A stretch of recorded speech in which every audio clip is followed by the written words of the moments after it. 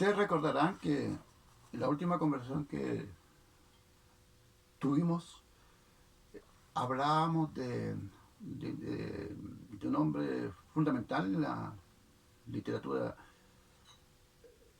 peruana y panamericana. Pero también les señalaba yo de que con propiedad tenemos que hablar de la literatura andina, ¿cierto? Mm. Eh, porque Garcilaso de la Vega, situado en dos mundos, el español y el incaico, es un hombre que se ubica perfectamente en sus raíces, y las raíces son andinas. Cuando digo yo se afincan las raíces, establezco que él hace una historia desde el otro lado, no del hispano, de los incas. Él habla de los incas que reinaron eh, antes de la llegada de los españoles. Y ellos también siguieron reinando, ¿no? Es decir, esto de reinar ante los españoles no significa que el gobierno de los incas terminó. Espiritualmente continuó, espiritualmente. Incluso le señalé yo la rebelión de Tupac Amaru, que reivindicó, ¿no es cierto?, el derecho de los incas a gobernar el Perú. Es un acontecimiento bien importante. Eh, esto, estos comentarios no fueron muy bien vistos por las autoridades españolas, eh, que se dieron cuenta que por allí podrían surgir reivindicaciones del pueblo, en el sentido de que los españoles no tenían por qué estar gobernando, sino que ellos tendrían que obedecerle a sus antiguos gobernantes, ¿no es cierto? Garcilaso habla de, no, no sé, revisen ustedes el libro, pero creo que son 12 incas, ¿no? Y estos gobernantes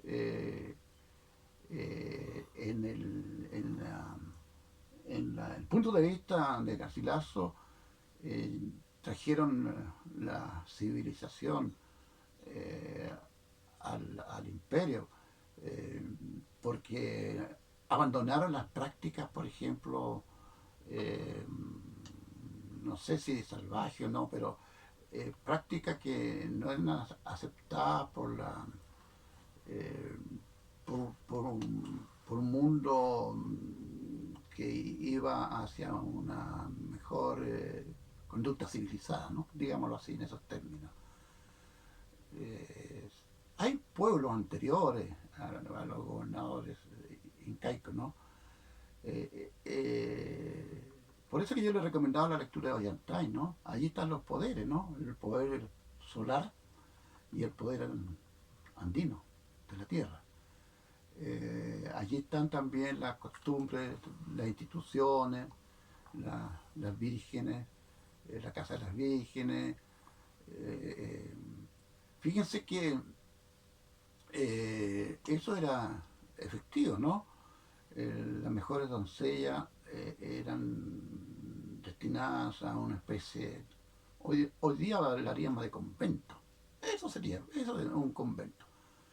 Entonces, eso está en Ollantay, está la práctica de la endogamia, tal como se le ha explicado a ustedes, eh, las ayudantes que tienen ustedes, que tienen muy buena voluntad para explicarles todo, la práctica de la endogamia, que era una práctica por lo demás que eh, era, fue practicada por otros pueblos, ¿no? Los egipcios también, La UDI. claro, ¿no es cierto? La, incluso los Luises, ¿no? Los famosos Luises. Ustedes saben que los Luises, el 14, el 15, el 16, ¿no? Esos son los números de serie que tienen los, los reyes españoles, perdón, franceses. Uno de ellos se enfermó de, ¿cómo se llama esto cuando se le envenena la sangre o no pueden tener una herida? ¿Leucemia? No, hemofilia. Hemofilia. Claro, eso era justamente por eso, por el parentesco, porque se relacionaban con parentesco. O sea, se casaban, ¿no? Se emparejaban entre hermanos, entre primos. Y bueno, lo que ocurrió también en los Andes, porque se casaban con las hermanas, ¿no? Porque ellos no podían desposarse con alguien que no tuviera la nobleza solar, ¿no es cierto? Recuerden ustedes que eran hijos del sol, ¿no es cierto? Bueno, Garcilaso nos cuenta todo eso, ¿no?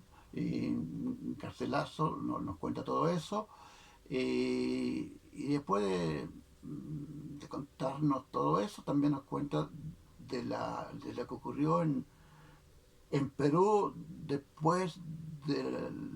después de la llegada de los españoles. Entonces, ahí él escribió otro libro que se llama Historia de Perú. ¿Mm?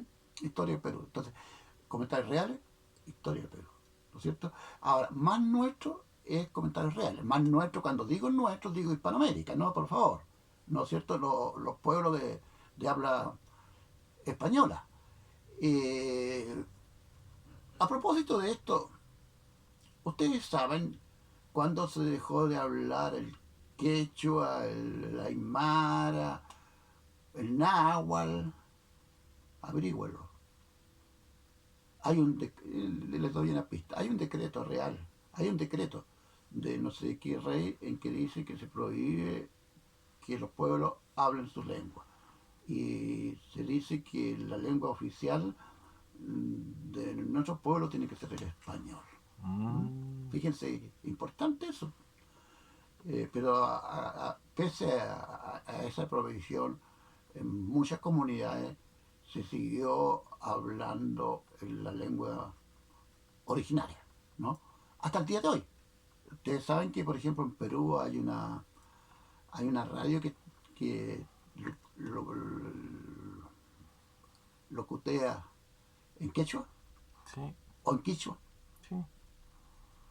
Es importante saber eso porque en un tiempo en que se habla de la variedad, ¿no es cierto? ¿Cómo se dice ahora? De la variedad racial y de la variedad sexual y todas las variedades, ¿no es cierto? Eh, Pese a eso, se mantienen todavía reductos que tienen más relación con los ancestros, con los viejos ancestros, si es que se puede decir viejo ancestro, ¿no? Es una contradicción esa, pero no importa. Que el predominio hispano, que está dentro de la tradición hispana. Eh, en resumidas cuentas, Comentarios Reales reivindica al pueblo inca, al pueblo que he hecho, ¿no? Que incas son reyes, ¿no? Reivindica la cultura de los Andes. Eh, entonces, se convierte en un texto que ve la otra cara de la medalla. Es decir, si nosotros hemos hablado del discurso de la fama de Cortés, del discurso del hambre, de Cabeza de Cabeza de Vaca, vaca. Núñez, ¿no es cierto? Ahora tenemos que hablar un discurso de defensa, ¿no es cierto? Un discurso de defensa o en que no todos los méritos los tienen los hispanos, ¿no es cierto? Y que hay algunas voces, ¿no es cierto?, narrativas en este caso, que contradicen las versiones, ¿no es cierto?, hispanas. Ahora, en esta materia hay que señalar la firme defensa que hizo de los nativos Bartolomé de las Casas. Ahí hay otro cuento muy importante. Bartolomé de las Casas, un sacerdote dominico, que hizo... Hay un libro que se llama Las corrientes literarias y la América hispánica, de Enríquez Ureña.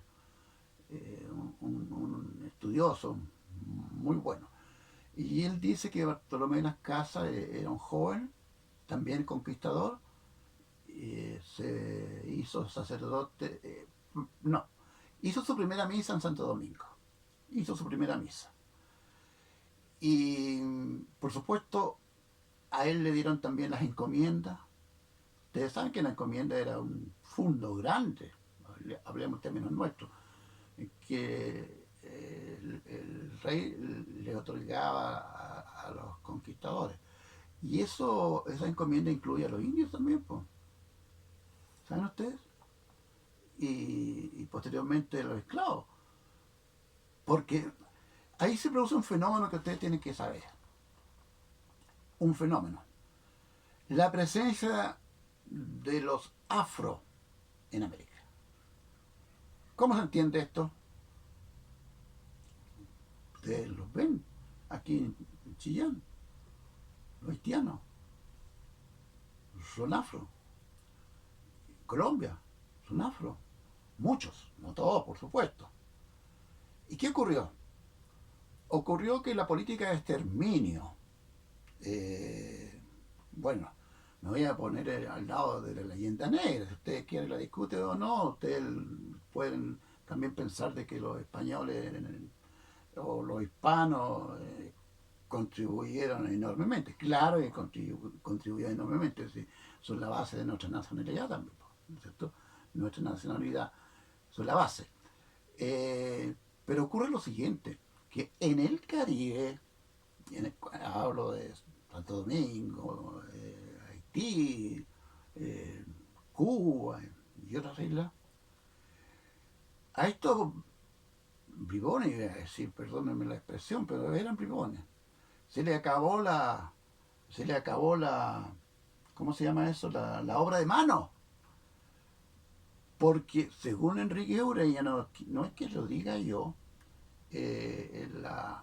los nativos, ¿no es cierto? Los taínos, bueno, cuántos otros pueblos más, ¿no es cierto?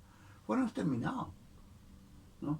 Es decir, en el lapso de, no sé, 30, 50 años, quedaba muy poco nativos. Y esa era la mano de obra. ¿Y qué hicieron? ¿Qué creen ustedes que hicieron? ¿Se pusieron a trabajar ellos? No. No tenía mucha armadura, así que no se podía mover. Se le ocurrió la genial idea de traer habitantes negros de África, Guinea, no sé, varios, ¿no? Y los trajeron. Entonces, ahí tuvieron mano de obra. Ese es una de las razones, hay muchas más, por supuesto, pero una de las razones, una de las razones, ¿saben a dónde llegaron? A Cartagena, no a Cartagena de aquí de la costa chilena, no, Cartagena de Indias, ¿no es cierto? Allí llegaron, y también otro negocio, ¿no? Porque llegaron los traficantes, no sé qué, cazaban a los negros en la selva de África y los traían amarrados y los desembarcaban en Cartagena de Indias, encadenados. Ah, y una cosa curiosa, ¿no? A lo mejor les interesa. Eh, los, los caballeros estos, de raza negra, estaban encadenados y tenían muy poco movimiento. Y creo que el único movimiento que hacía era con los pies. Y se dice que en Cartagena nació un baile que se llama cumbia. La cumbia había nacido en Cartagena a partir del movimiento que hacían los negros. Interesante, ¿no? ¿Mm? Cartagena de India fue el puerto al que llegaron la mayor parte de los negros que fueron esclavizados. Bueno, ya, dejémoslo ahí nomás, eso, ¿no es cierto? En esta versión, en esta otra versión, en este reverso de la medalla, hay que destacar a un sacerdote dominicano que se llama Bartolomé de las Casas. ¿Mm? Bartolomé de las Casas hizo su misa en Santo Domingo, eh, albergó con su hermano, sobre todo con uno de ellos que se llamaba Córdoba, el superior del convento, ¿no es cierto? Y él se hizo cargo de su hacienda y se empezó a dar cuenta que había mucha explotación. Y empezó a defender a los indios. Los empezó a defender y se transformó en un gran defensor de los indios. Esto lo reconoció la UNESCO, no sé quién, y es el apóstol. Está señalado como el apóstol. Ahora, este sacerdote, ustedes saben que cualquier opinión divergente, cuando no se está en el centro de poder, eh, tiene muchos adversarios y muchas críticas. Bartolomé de las Casas, en una misa, denunció la explotación que hacían los encomenderos. Y por supuesto que no lo quisieron para nada. Bartolomé de las Casas siguió la campaña contra sus coterráneos, contra sus contemporáneos, y viajó a España a denunciar a los encomenderos de, de explotación ignominiosa. Y allá hay otro cuento que se lo voy a contar más adelante, sí, ¿no es cierto? Hizo 2 viajes de reclamo. A raíz de eso, el rey eh, eh, dictó una, ¿cómo se llama eso? No una proclama, dictó un edicto, no, bueno, dictó un edicto, una contradicción, pero algo así, en donde se protegió a los indios. Levemente, levemente, porque la explotación siguió, pero por lo menos fue un logro de Bartolomé de las Casas. De tal modo que ustedes, para que tengan mayor consistencia en el aprendizaje, deben leer una obra de Padre Las Casas, que se llama Brevísima relación de la destrucción de las Indias. Una obra breve, ojenla. Es muy interesante. Él habla entonces de la destrucción que hubo de los pueblos, ¿no? De los taínos, de los haitianos. Haitiano es un nombre indígena por lo demás, ¿no? Santo Domingo cristiano. La costumbre española era denominar a los lugares con el nombre de los santos de la cristiandad, ¿no? Porque de allí viene Santo Domingo, de ahí viene, y otras denominaciones. Muy pocas mantuvieron su nombre primitivo. Bueno, ahí hay que hacer otro estudio, ¿no? Pero eh, México también es... No, México no, México es náhuatl. Méxica, viene de los mexicas, México. La Nueva España, bueno, esa es denominación española, ¿no? La española, denominación española. Ustedes tienen que ubicarse un poquito en el mapa. Por eso creo que yo le señalaba, ¿no es cierto?, en una primera clase, que ustedes se acercaran ahí a ver las áreas de influencia de los pueblos, ¿no es cierto?, el área andina, el área de Mesoamérica y el área circuncaribe, ¿no es cierto?, que son 3 áreas importantes, ¿no es cierto?, esas 3, ¿no es cierto?, para que ustedes vean dónde se ha desarrollado la civilización, ¿no es cierto?, Mesoamérica, ¿no es cierto?, los aztecas y todos los pueblos de habitantes de México y por supuesto los mayas, ¿no? Guatemala, Nicaragua, Chiapas, que es un lugar que actualmente está en México, pero pertenecía a Guatemala, Chiapas, y bueno, a propósito de Chiapas. Ah, posteriormente, su carrera, el Bartolomé de las Casas, creo que la terminó como obispo de Chiapas. Obispo, obispo. Entonces, ¿qué le estoy diciendo yo? Que este significaría un discurso de la defensa de los indios. ¿Mm? Otro discurso. Yo creo que vamos a referirnos con mayor abundancia en qué ha consistido este discurso, las polémicas, los rivales que tuvo el sacerdote en la España, concretamente en Valladolid, porque ahí estaba la corte, en Valladolid, ¿no?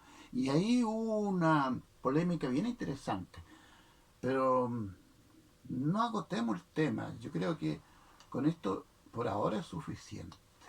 Muy bien.